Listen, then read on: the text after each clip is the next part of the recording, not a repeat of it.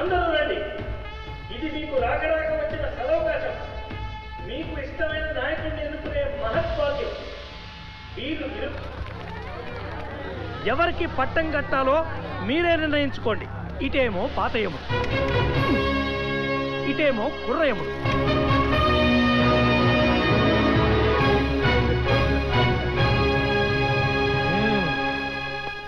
నరకానికొచ్చిన ఒక నరుడికి అధికారము కట్టబెట్టుట అనర్థము.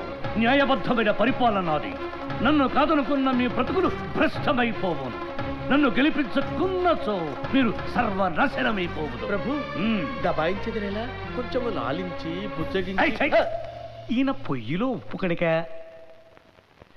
నా ప్రియమైన నరక సోదరులకు, నరకింటి ఆడ పడుచులకు వందనం, పాదాభివందనం. నేను చెప్పానా? నారాయణ నాడి చూసి కొట్టాడు. అసలెంతకాలం మీకు ఈ బానిస బతుకు? 3 అంతస్తుల మేడలో ఈయన, 3 కొంపల్లో మీరా?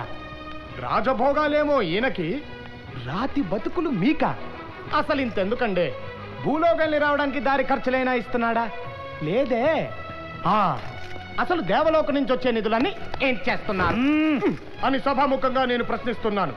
తిరగబడండి, అకౌంట్ అడగండి, నడి వీధిలో ఈయనని నిలదీయండి, నరలోక పార్టీనే గెలిపించండి.